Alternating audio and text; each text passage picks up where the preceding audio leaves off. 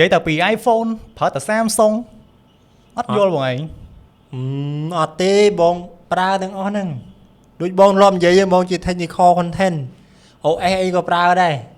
Windows macOS Android Samsung iPhone នេះបងប្រើទាំងអស់ហ្នឹង ឥឡូវមូលហេតុអីគេបាននៅប្រើ Samsung រហូតហ្នឹងនេះ អូមូលហេតុដែលខ្ញុំចូលចិត្តប្រើ Samsung មូលហេតុដែលបងចូលចិត្តប្រើ Samsung ណែដឹងអីអត់ ដឹង មកដឹងហើយណែមកសួរបងធ្វើស្អី AI យេបងស្រឡាញ់ Samsung ត្រង់ AI និយាយចំទៅលើកឧទាហរណ៍ដូចជារូបភាពអីចឹងនេះរូបភាពនេះហ៎អេ focus បងលើកឧទាហរណ៍ដូចជារូបភាពនេះចឹងមានមនុស្សជុំវិញខ្លួនបងច្រើនណាស់ណា មើលទីមើល នេះ ណែរូបស៊ីន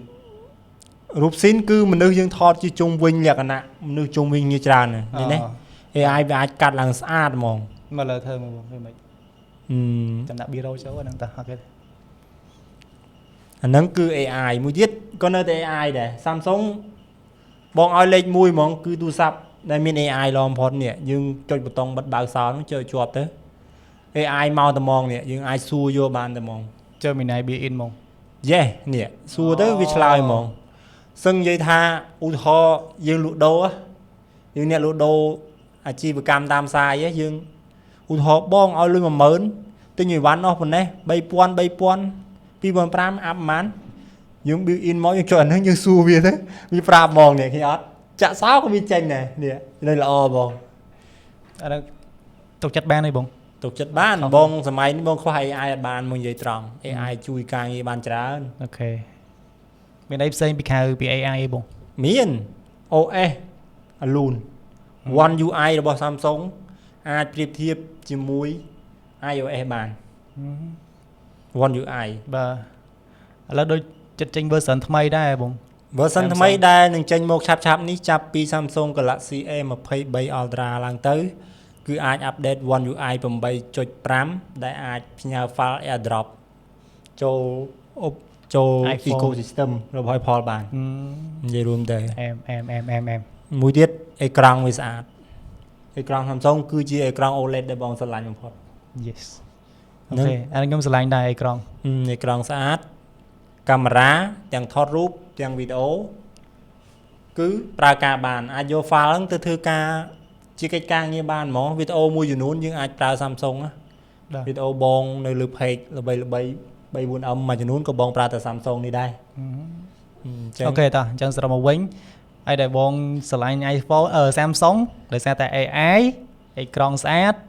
ហើយនឹង One UI One UI រលូន One UI រលូនមែនតើដូច S23 នេះហើយសំខាន់មួយទៀតដោយសារតែបង content creator technical យេជា technical content ត្រូវតែប្រើនឹងសាកគ្រប់ប្រព័ន្ធប្រតិបត្តិការដែលមាននៅក្នុងប្រទេសខ្មែរតែម្ដងអញ្ចឹងត្រូវបងត្រូវ OS អីក៏ដោយ Linux ក៏បងរាប់ប្រើណាតែចុងក្រោយគឺយើងដឹងហើយថាយើងអត់ recommend ទៅអ្នកប្រើទេយេសួរស្ដាប់ទៅដោយសារតែការងារតម្រូវឲ្យយើងប្រើគ្រប់ OS ទាំងអស់ការងារម្យ៉ាងទៀតនឹងអានឹងអាចចឹងថាបានតែមួយទៀតបងចូលចិត្តបច្ចេកវិទ្យាតាំងដើមហីជួនកាលទិ